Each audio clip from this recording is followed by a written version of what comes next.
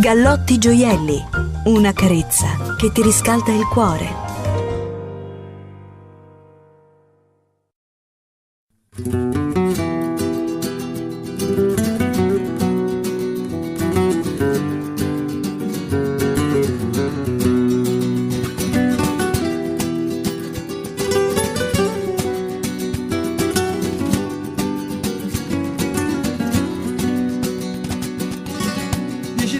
Sta compagna vostra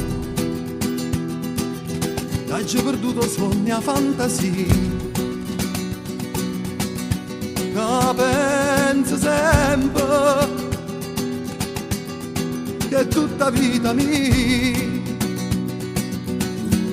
io ci volessi dicere ma non ci saggio dire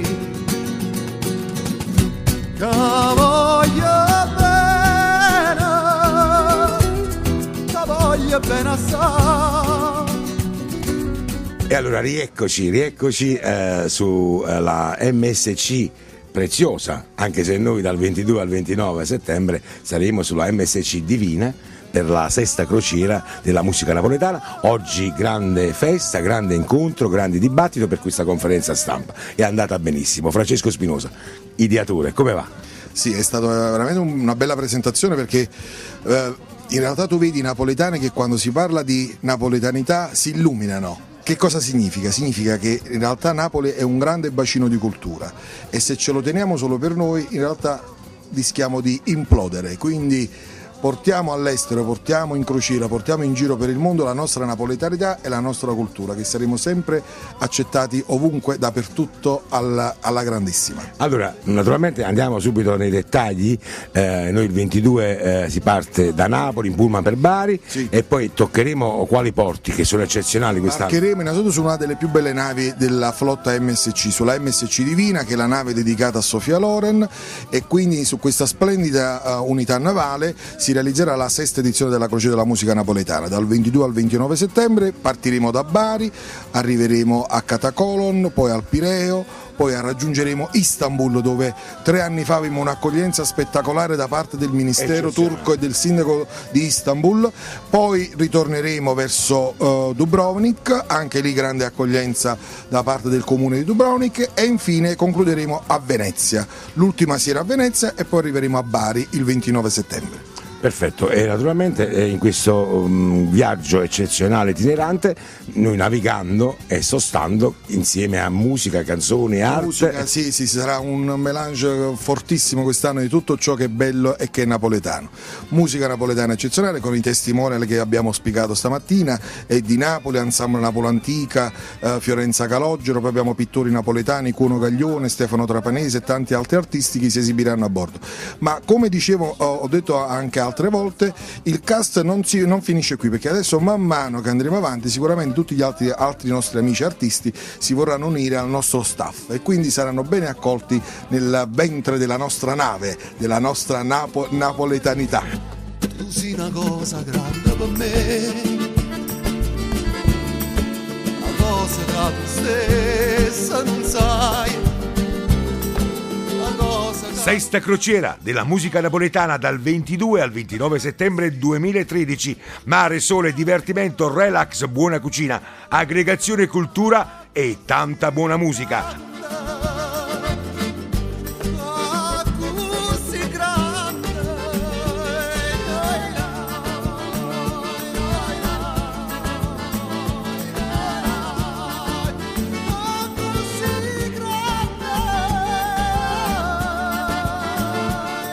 Tutto ciò che va nella direzione di promuovere un'identità forte e bella dell'arte e della cultura napoletana è per noi parte di un programma per la città, e quindi in questo caso il coraggio di imprenditori che si danno da fare affinché la città di Napoli arriva nei porti che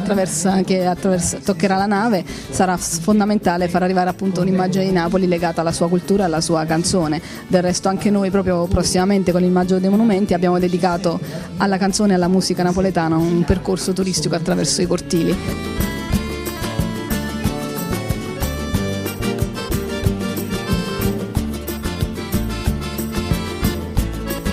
abbiamo partecipato a questo evento, meglio abbiamo dato la nave come location per questo evento perché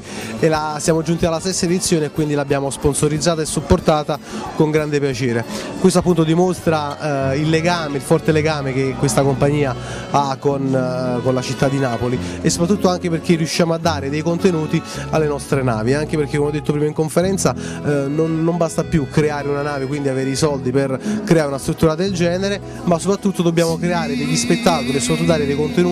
che possano rendere più gradevole il soggiorno a bordo delle nostre navi, ma soprattutto in questo modo, in questo caso con la crociera della musica napoletana riusciamo a dare una valida alternativa, ma soprattutto creiamo una concezione diversa e nuova dell'idea del fare crociera e soprattutto creiamo anche una sorta di turismo alternativa a quella che è un po' la standardizzazione.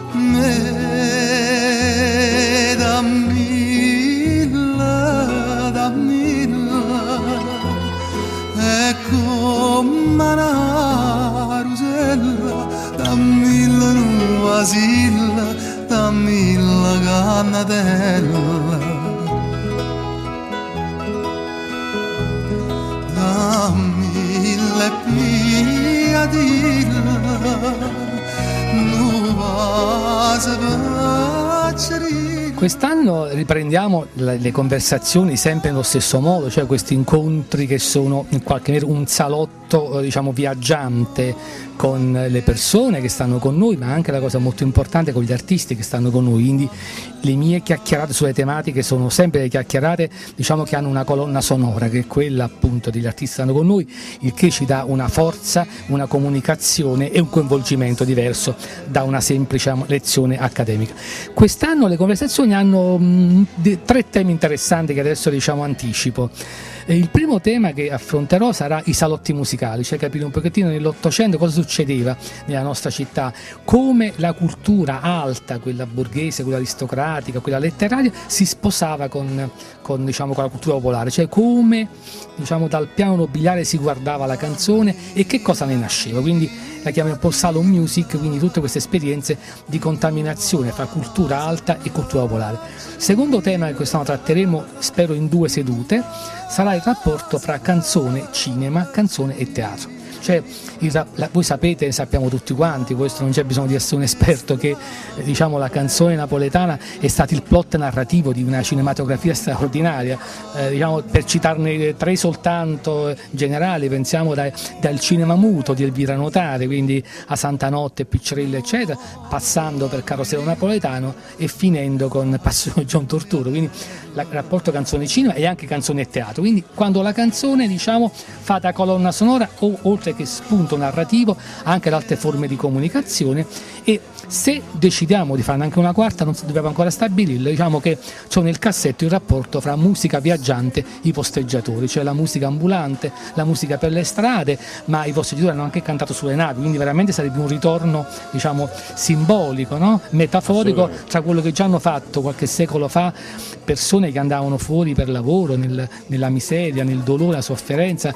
nella speranza di trovare qualche altra cosa, e noi invece li ricordiamo dal comodo anche di una bella nave da crociera, però anche con un'idea di rispetto e anche di ricostruire queste storie di dolore ma anche di grande significazione dal punto di vista culturale e identitario.